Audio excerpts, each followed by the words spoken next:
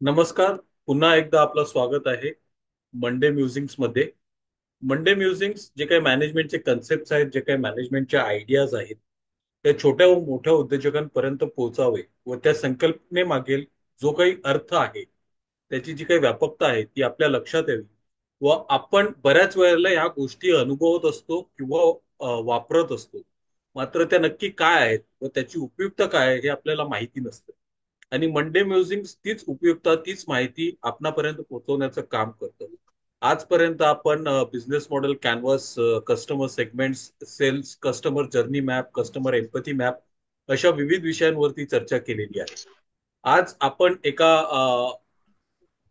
महत्वाच्या जे प्रत्येक व्यवसायाशी निगडित आहे अशा याच्यावरती बोलणार आहोत, ते म्हणजे डिसिशन मेकिंग. आणि डिसिशन मेकिंग जेव्हा आपण एखादा निर्णय घेतो, तेव्हा त्या निर्णयावरती कुठल्या गोष्टींचा प्रभाव असतो व ते निर्णय घेताना आपण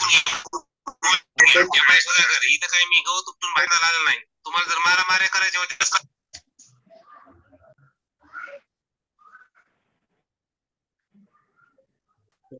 आपण डिसिजन घेताना आपण नक्की काय करतो किंवा कशा प्रकारे करतो ते समजून घेण्याचा हा छोटासा प्रयत्न आहे. Right. So the first thing that is there is decision making. म्हणजे आपल्याकडे जेव्हा एखाद्यापेक्षा जास्त ऑल्टरनेटिव्ह किंवा ऑप्शन्स अवेलेबल असतात, त्यावेळेला आपल्याला निर्णय घ्यावा लागतो. आणि आपण घेतोय तो निर्णय खराच योग्य आहे का, किंवा आपण त्याच्यामध्ये काही चूक करतोय का, याची आपल्याला जाणीव होत नसते. मात्र कळत न कळत हे जे काही गोष्टी आहेत त्या घडत असतात आपण निर्णय घेतेवेळी. आणि बिझनेस डिसिशन्स जे काही आपली स्ट्रॅटेजी असेल किंवा ऑपरेशन्स किंवा फायनान्स किंवा लोकांना निवडताना आपण जे काही निष्कर्ष मांडतो, ते सुद्धा कधी कधी चुकीचे असू शकतात. आणि मग त्याचा जो काही चांगला वाईट परिणाम होतो, तेच हे एरर्स अँड बायसेस. आणि ह्या डिसिशन्स वरती त्याचं पुढचं भवितव्य अवलंबून असतं. म्हणजे आपण बऱ्याच वेळेला कोडॅकने काय करायला होतं, काय नको करायला होतं त्याच्याविषयी बोलतो. अगदी ताजं उदाहरण जे आपण आता थोडं पुढे बोलणार आहोत, तर की इंटेलने एनविडिया अक्वायर करायला होती की नको होती, याहूने गुगल अक्वायर करायला होतं की नको होतं, अशा बऱ्याचशा बऱ्याचशा गोष्टी आहेत. पण ते का निर्णय घेतले गेले नाहीत किंवा का त्यांनी तसं केलं नाही, याच्या मागे जी काही कारणं आहेत, त्यांना आपण बायसेस किंवा एरर्स इन डिसिजन मेकिंग असं संबोधतो. आपण डिसिजन घेताना बऱ्याच वेळेला आपल्याला वाटतं की मी खरोखर चांगला डिसिजन घेतोय, पण खरंच घेतोय का? आणि आपण ठरवतोय. आपल्याला कधी कधी असं वाटतं की आपण निर्णय घेतोय, पण आपण खरोखर निर्णय घेतोय का, की आपल्याला आपल्या समोर असलेल्या घटनांमुळे किंवा परिस्थितीमुळे तो निर्णय घ्यावा लागतोय.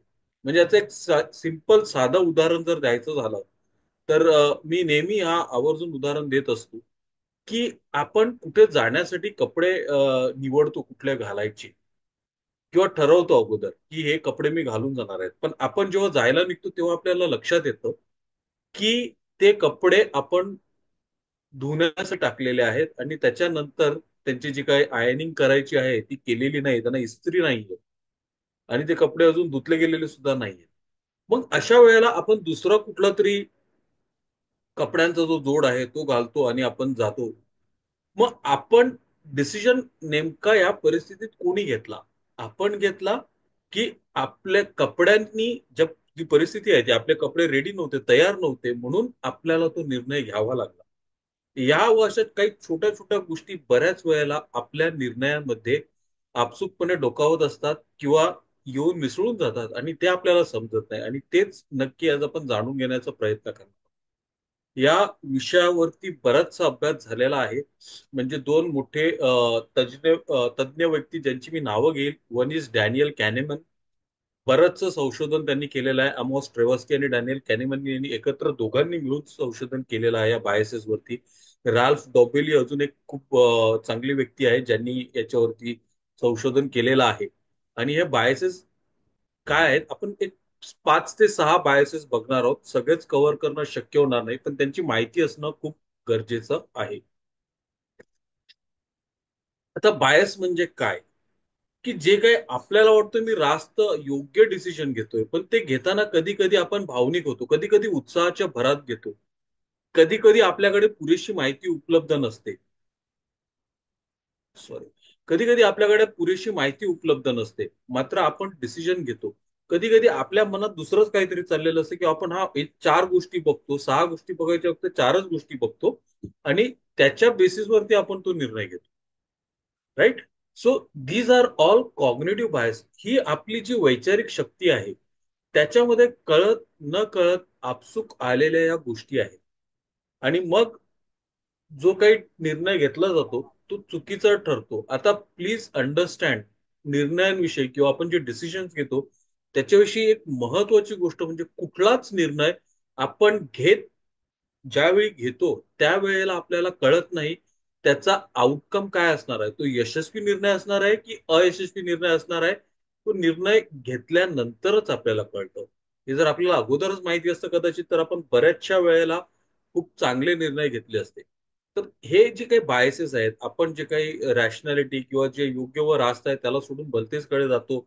काही वेळेला भावनेच्या भरात वाहून जातो, आणि मग आपल्याला वाटतं की नाही असं होणारच नाही, आणि अगदी त्याच्या उलट होतं.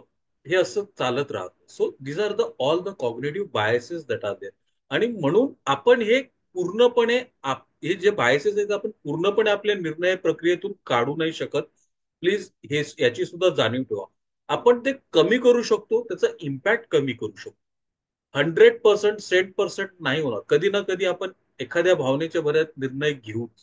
Right. So please remember that. आता हे बायसेस काय येतात कशासाठी, की आपण चूक का करतो डिसिजन घेतोय.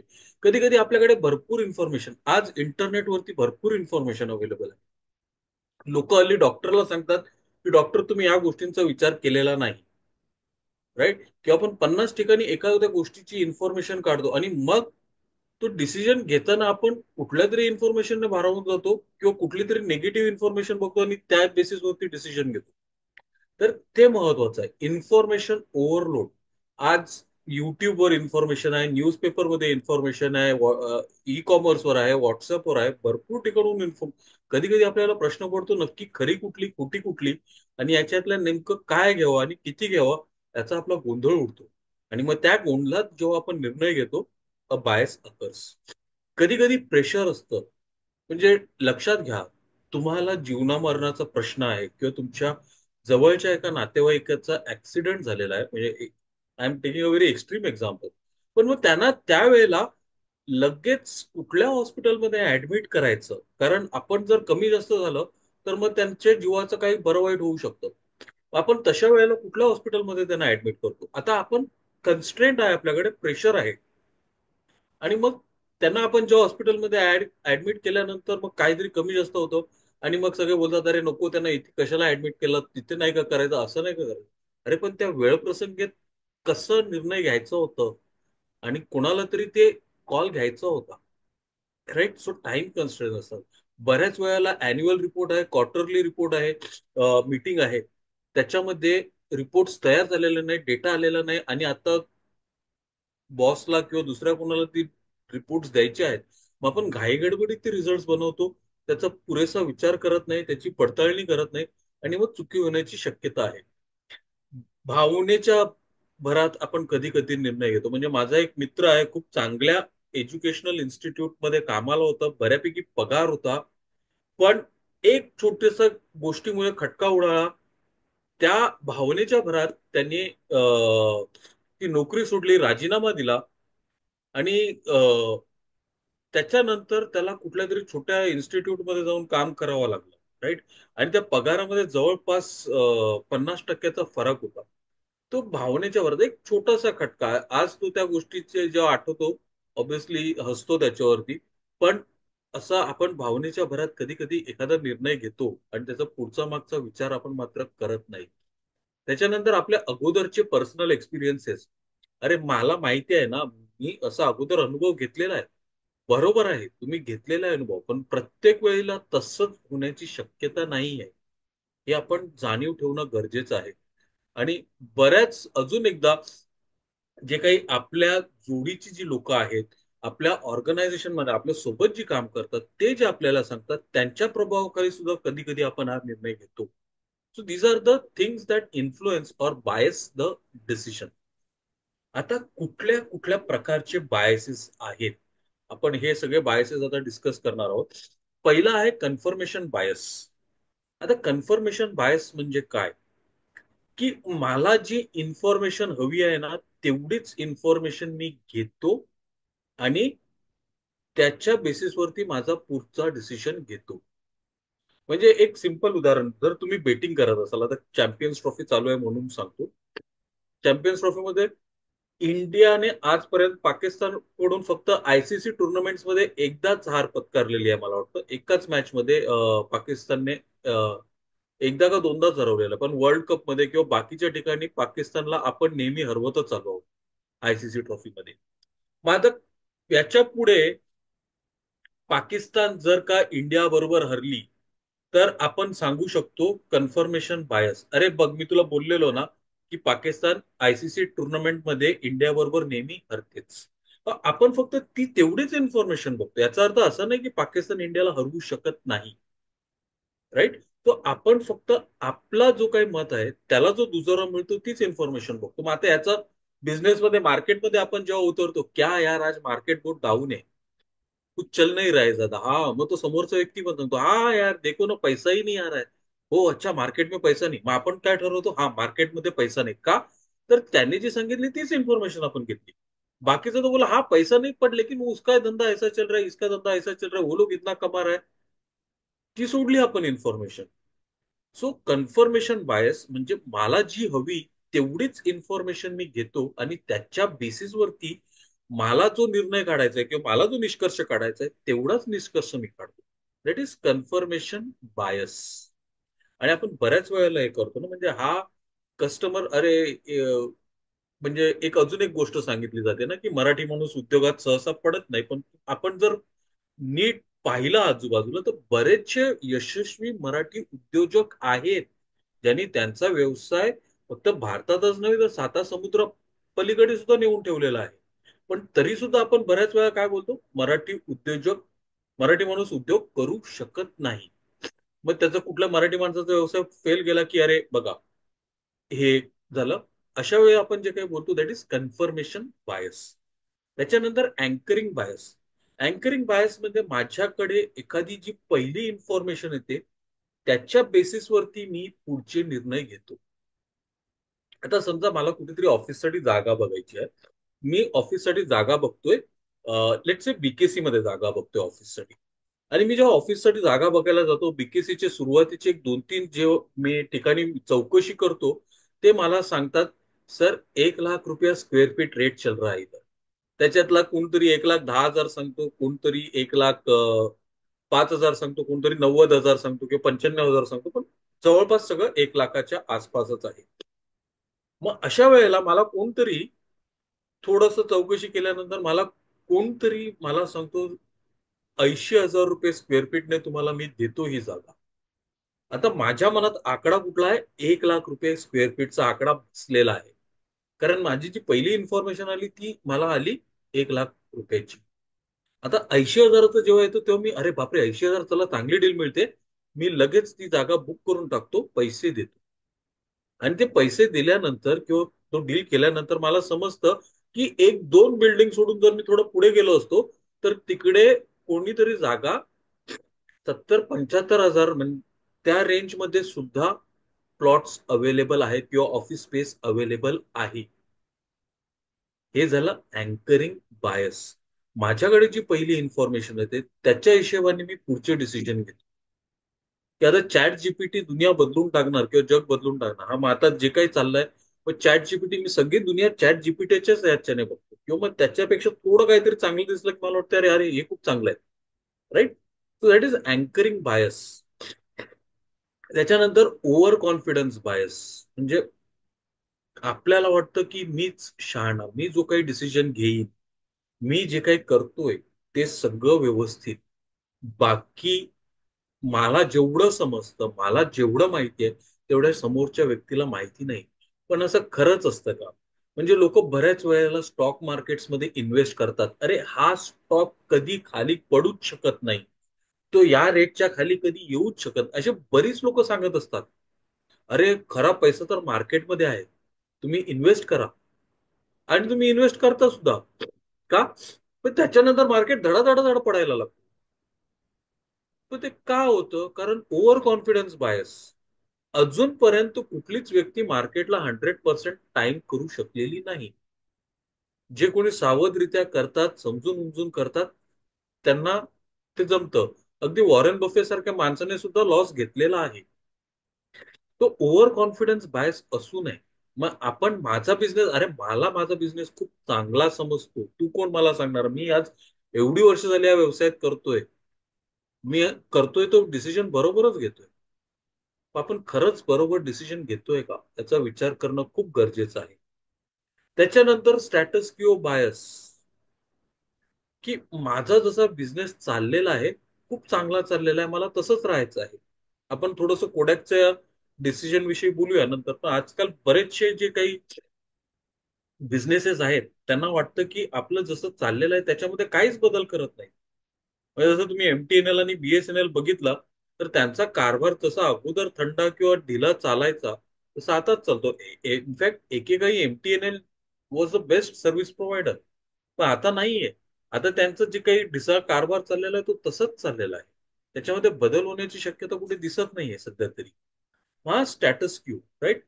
काही नवीन चेंज आलं तर मला नाही करायचं. अरे कशाला, काय हे काय मस्त आहे, व्यवस्थित आहे, राईट. नोकियाचं उदाहरण आहे. नोकियाचे जेव्हा स्मार्टफोन्स यायला लागले software based, Nokia was happy with hardware based आणि नोकिया त्याच्यामध्येच कंटिन्यू राहिला.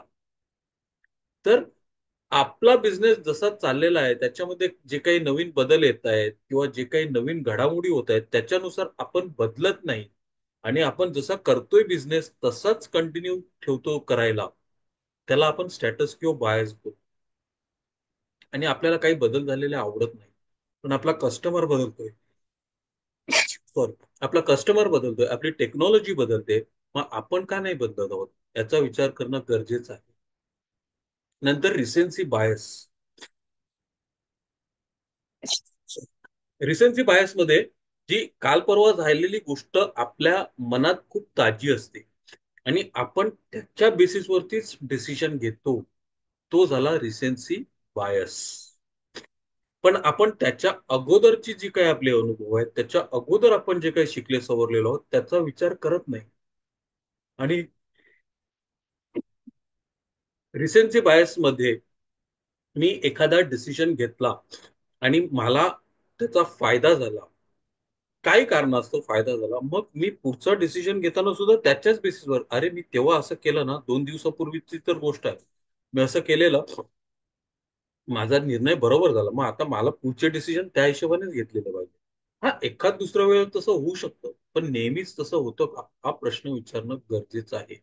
आणि रिसेन्सी बायस तुम्हाला ना, म्हणजे जे काही परफॉर्मन्स अप्रेझल किंवा दुसऱ्या जे काही गोष्टी आहेत, म्हणजे एक सिंपल गोष्ट सांगतो, तुम्ही तुमच्या कस्टमरला खूप चांगली सर्व्हिस देतात, खूप चांगली सर्व्हिस देतात, पण एखादी गोष्ट अशी होते की काहीतरी त्या दिवशी खराब होतो.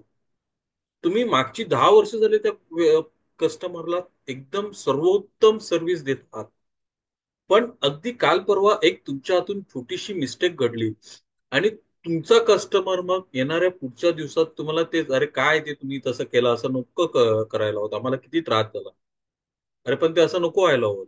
मग तो त्याच्या बेसिसवरती तुम्हाला पुढचा बिझनेस द्यायचा की नाही द्यायचा ते विचार करतो. That is recency bias. तो तुमचा 10 वर्षांचा इतिहास, तुमची क्रेडिबिलिटी, तुमची जी काही गुणवत्ता आहे ते सगळं बाजूला ठेवून फक्त तो एक छोटा काल परवा झालेला इन्सिडेंट त्याच्यावरती डिसिजन घेतोय.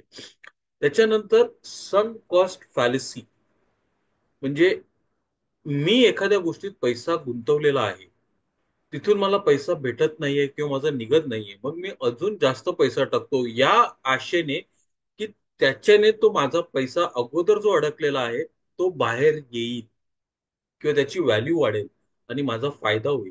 आपल्याला हे करत असताना एक गोष्ट लक्षात येत नाही की आपला ऑलरेडी पैसा बुडालेला आहे, त्याच्यामध्ये आपण आणखी पैसा टाकतोय, तो सुद्धा बुडणार आहे. हे आपण लक्षात घेत नाही. आणि हे स्टॉक मार्केट्समध्ये जे ट्रेडिंग करतात ना, एस्पेशली ॲव्हरेजिंगच्या नादात लागतात, त्यांच्यामध्ये हे भरपूर दिसतं. मी एखादा स्टॉक 1,000 रुपयाला घेतला, तो पडून 500 रुपयावर आला, तर मी तो 500 रुपयाला घेतो. का? तर मग माझी किंमत आहे ना ती 500 रुपये होईल. मग 500 रुपयावरून तो वाढला ना की माझी रिकव्हरी लगेच मिळेल. पण तो 500 वरून पुन्हा 250 वर पडतो. मग तेव्हा मी पुन्हा 250 ला बाय करतो. हे झालं सम कॉस्ट फॅलेसी. पण आपण तो नाही विचार करत की ते 500 ची ऍव्हरेजिंग करण्यासाठी, 250 ची ऍव्हरेजिंग करण्यासाठी आपण त्याच्यामध्ये एक्स्ट्रा पैसा टाकत चाललेलो आहोत.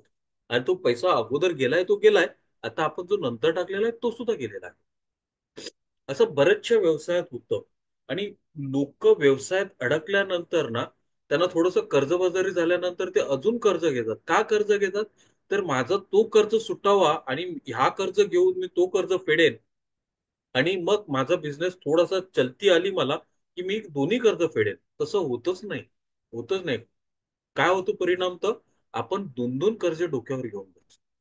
तर सारासार विचार करून, नीट व्यवस्थित विचारपूर्वक, की खरंच माझी इन्व्हेस्टमेंट निघू शकते का? आणि भावनिक न होता विचार करणं गरजेचं आहे.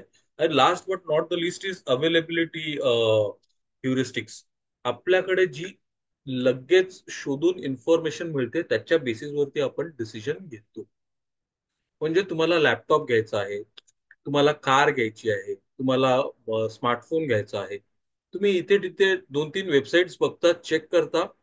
जी इन्फॉर्मेशन तुम्हाला लगेच मिळाली त्याच्या बेसिसवर तुम्ही ठरवता, मी गाडी घेतो चला. ठीक आहे. 6 लाखाची गाडी घेतली. पण त्याच्यानंतर तुम्ही गाडी घेऊन फिरवत असताना 2-3 दिवसांनी तुमचा मित्र भेटतो तुम्हाला. अरे बोलतो, अरे वा छान मस्त गाडी घेतलीस. काय हो? कितीला पडली? अरे 6 लाखाला पडली. मी किंमत काढली मस्त. अरे दोस्त, तो काय 6 लाख दिले तू? मला विचारायचं ना, मी तुला अजून चांगली डील घेऊन दिली असती. ही गाडी इनफॅक्ट 6 लाखाची नाहीच आहे, ती ती 5.5 ला चालू आहे सध्या मार्केटमध्ये. आपण काय केलं? आपलं चुकलेलं का काही तर नाही. पण आपण फक्त आपलं जी इन्फॉर्मेशन लगेच मिळाली, त्या इन्फॉर्मेशनच्या बेसिसवरती आपण डिसिजन घेऊन मोकळे झालेलो, right? So that is information availability जे आपल्याकडे आहे त्याच्या बेसिसवरती आपण डिसिजन घेतो. आता रिअल वर्ल्ड एक्झाम्पल्स आपण पाहूया, राईट?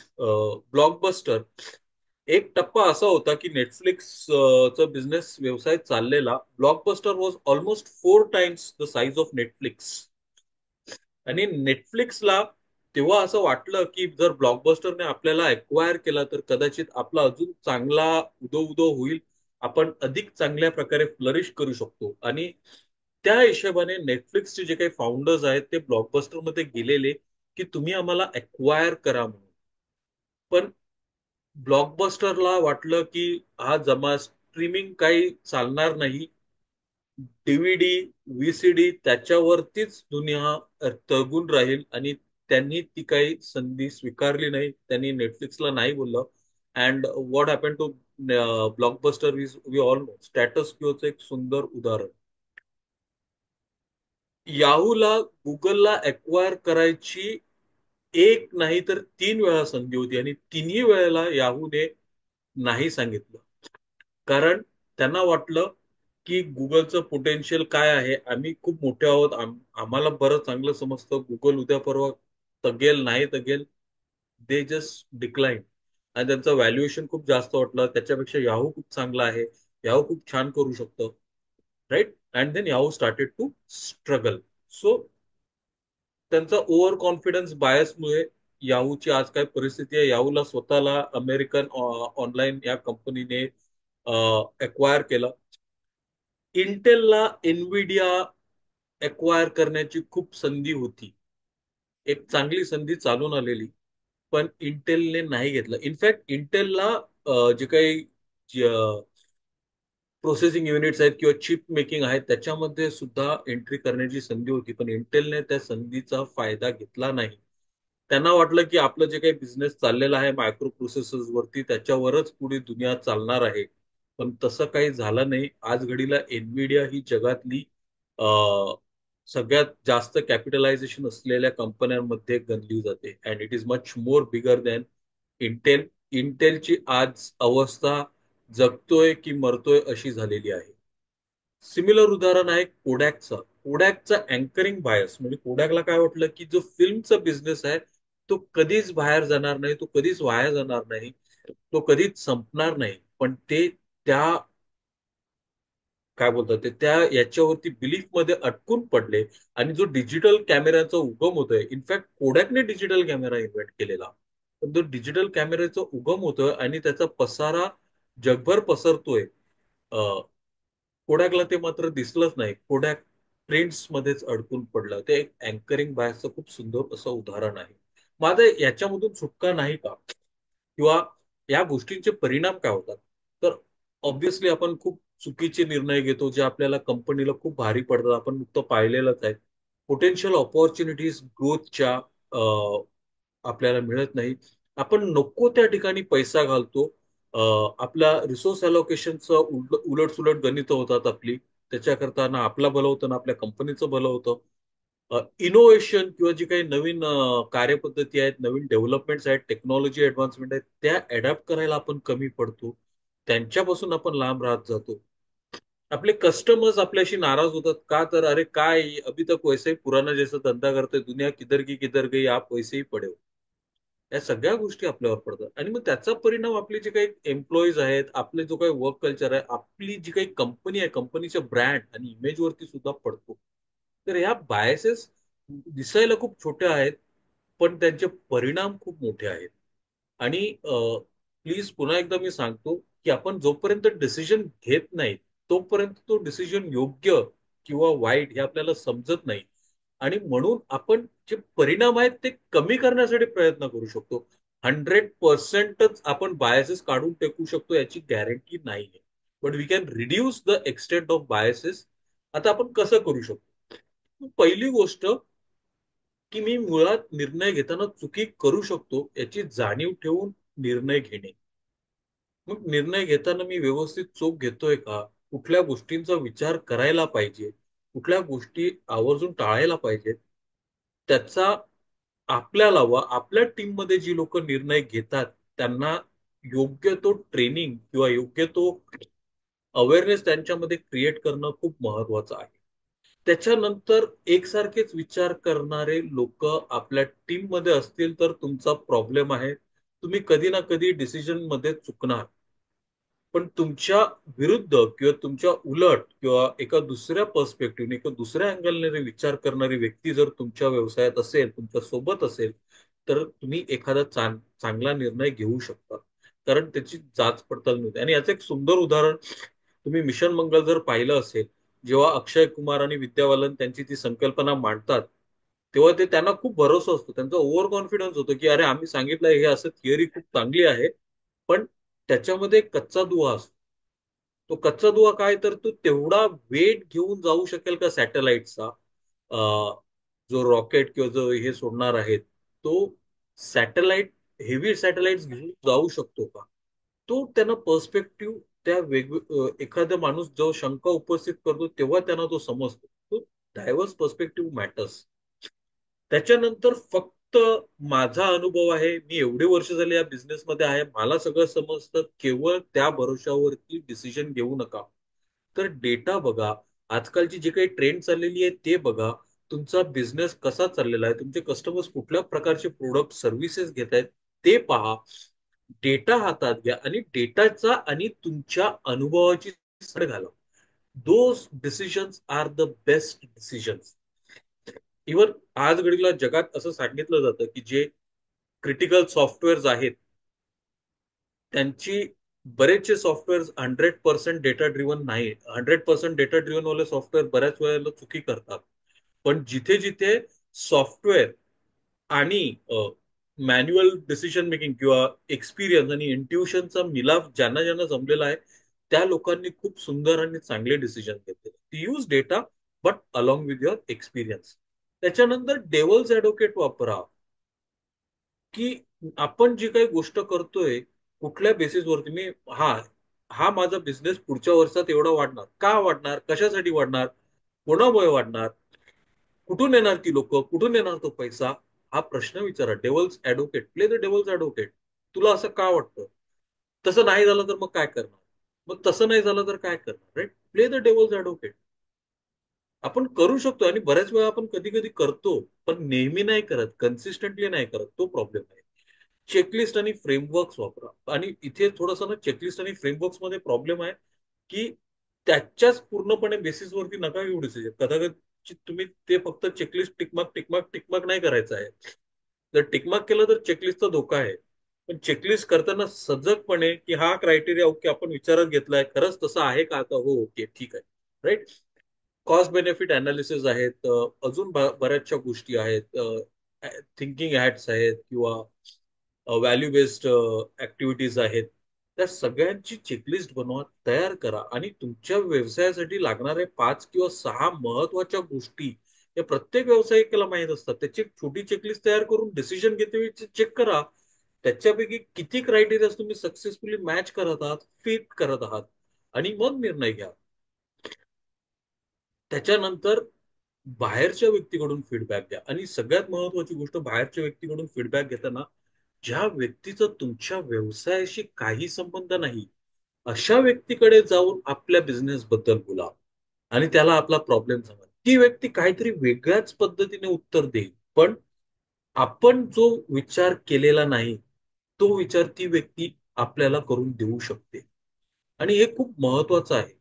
कारण बऱ्याच वेळा आपण आपल्या व्यवसायात राहून त्याच त्याच गोष्टी पाहून त्याच त्याच गोष्टींकडेच लक्ष जातं आपल्याला, पण त्याच्या आजूला बाजूला काय चाललंय तिकडे आपलं लक्ष जात नाही. To go and speak to somebody is not connected to your business. कारण तो माणूस तुम्हाला एक जबरदस्त अशी इन्साइट देऊ शकतो. आणि सगळ्यात महत्वाची गोष्ट, डिसिजन घेतेवेळी थोडस पॉज करा, रिफ्लेक्ट करा. घाई गडबडीत डिसिजन घेऊ नका. आज जो डिसिजन घ्यायचा आहे तो उद्या घ्या किंवा 2 दिवसांत थांबून घ्या. आणि 2 दिवसांनी सुद्धा तुम्हाला तो तितकाच महत्वाचा वाटत असेल, तितकाच इम्पॉर्टंट वाटत असेल आणि त्याचा इम्पॅक्ट तुम्हाला जाणवत असेल तर नक्की घ्या तो डिसिजन. पण आता लगेचच घेतला पाहिजे, नाही तर माझं मिस होईल. आणि बऱ्याच वेळेला ना डिसिजन मेकिंग साठी ना fear of missing out, FOMO, म्हणजे आता ही स्कीम नाही आहे मग तुम्हाला मिळणार नाही, मग तुम्हाला असं काहीच नसतं. असतात संध्या, येत राहतात. आपण प्रत्येक आलेल्या संधीत उडी मारलीच पाहिजे असं नाही. थांबा, विचार करा आणि मग पुढे जा. आता काही टूल्स आहेत, जसं सांगितलं, राईट, एक प्री मॉर्टम टूल्स आहेत, डेव्हल्स ऍडव्होकेट टाईप टूल आहे. तुम्ही जो काही निर्णय घेणार आहेत तो निर्णय चुकीचा निघणार आहे असं ग्राह्य धरायचं. मग तो का चुकीचा निघणार आहे, कुठल्या चुका आपण करू शकणार आहोत, त्या चुका कशामुळे होणार आहेत, आणि मग त्या चुका नाही होऊ म्हणून आपण काय काय करायला पाहिजे याचा बसून विचार करा. तुमचा कदाचित एक दिवस जास्त जाईल, पण तुमचा डिसिजन आयुष्यभरासाठी चांगला होईल. So sit down, ask why my business will fail, what are the reasons it will fail, आणि मग ते रिझन्स सक्सेसफुल करण्यासाठी किंवा ते तसे रिझन्स होऊ नये म्हणून मी काय करायला पाहिजे, and do that. So that is pre mortem analysis, निर्णय घ्यायच्या अगोदर करायचं. एडवर्ड डी बोनोचं 6 थिंकिंग हॅट्स आहे, रेड हॅट आहे, ब्लू हॅट आहे, ब्लॅक हॅट आहे, व्हाईट हॅट आहे. प्रत्येक हॅटसाठी त्याने पर्याय दिलेले आहेत. म्हणजे तुम्ही लाल टोपी घातल्यानंतर फक्त त्याच पद्धतीने विचार करायचा आहे. म्हणजे I hope I remember right, फक्त डेंजरच्या गोष्टी आहेत त्यांचाच विचार करायचा आहे. ग्रीन घातल्यानंतर जे क्रिएटिव्ह किंवा पॉसिबल सोल्युशन्स काय आहेत, त्यांचाच विचार करायचा आहे. ब्लू टोपी घातल्यानंतर तुम्ही एका विशिष्ट पद्धतीनेच विचार करायचा आहे. त्याच्याने काय होतं, तुम्ही सगळे वेगवेगळे दृष्टिकोनातून तुमचा निर्णय तपासून पाहता.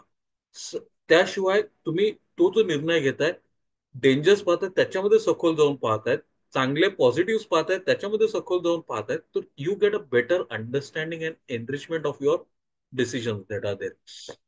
तर रेड टीम ब्लू टीम मध्ये काय आहे, तर रेड टीम जी आहे ती काहीतरी नुसत्या खोड्या काढत राहणार, आणि ब्लू टीम आहे ती ती डिफेंड करत राहणार की हे असं चांगलं आहे. रेड टीम खोड्या काढणार, ब्लू टीम डिफेंड करणार. So that is red team blue team. आणि मग आपण जेव्हा अशा प्रकारे द्वंद्व किंवा डिबेट करतो रेड टीम ब्लू टीम मध्ये, कोणीतरी चांगलं बोलतोय, कोणीतरी ब्लाइंड स्पॉट्स काढतोय, आणि मग त्याच्यातले प्रॉब्लेम्स आणि चॅलेंजेस आपल्याला दाखवून देतोय, त्याच्याद्वारे ज्या गोष्टींचा आपण विचार केलेला नाही किंवा करायला चुकलो आहोत त्या गोष्टी बाहेर येतात आणि आपण त्यांचा विचार करून मग चांगला निर्णय घेऊ शकतो. एबी टेस्टिंग हा सॉफ्टवेअर मध्ये वापरला जाणारा हे प्रकार आहे. सॉफ्टवेअर मध्ये जेव्हा ते एबी टेस्टिंग करतात त्यावेळेला एखादा सॉफ्टवेअरचं जे आहे त्याचे दोन व्हेरिएशन्स केले जातात आणि मग त्याच्यातला कुठला अधिक चांगला चालतोय आणि किती प्रभावी चालतोय, जो प्रभावी चालतोय तो निर्णय ठेवला जातो किंवा तो सॉफ्टवेअरचा पॅटर्न ठेवला जातो, दुसरा डिस्कार्ड केला जातो. तर तसं तुम्ही करू शकता. दोन वेगवेगळ्या तत्वांवरती निर्णय घेऊ शकता तुम्ही. घेतलं तर काय होईल, नाही घेतलं तर काय होईल, किंवा असं केलं तर काय होईल आणि तसं केलं तर काय होईल. That way you can take the decision that is there. So last but not the least, biases नैसर्गिक आहेत, ते असणारच आहेत, यानं त्या प्रकारे येणारच आहेत. पण आपण त्यांना मॅनेज करू शकतो. कसं मॅनेज करू शकतो? अवेअरनेस की मी डिसिजन घेतेवेळी चुकी करण्याची शक्यता आहे, म्हणून निष्काळजीपणे किंवा नुसतंच भावनेच्या भरात वाहून न जाता विचारपूर्वक चार गोष्टींचा विचार करून निर्णय घेतला तर माझा बिझनेसचा पॉवर वाढू शकतो. त्याच्यानंतर चार चौघांना चार वेगवेगळे पर्स्पेक्टिव्ह घेऊन मी बिझनेस वाढवू शकतो. जे काही अप्रोचेस आहेत, राईट, डेटा आणि एक्सपिरियन्स यांचा मिलाफ करून मी डिसिजन घेऊ शकतो.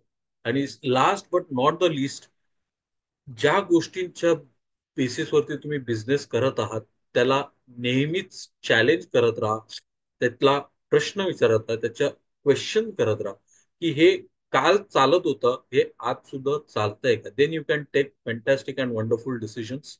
So thank you for joining. तुम्ही जर ऑनलाईन पाहत असाल तर please remember to subscribe and like, so that जेणेकरून जेव्हाही नवीन व्हिडिओ येईल तुम्हाला त्याची माहिती मिळेल आणि तुम्ही अपडेटेड राहू शकता. धन्यवाद. येस, एनी क्वेश्चन्स काही विचारायचं आहे? Otherwise we can end.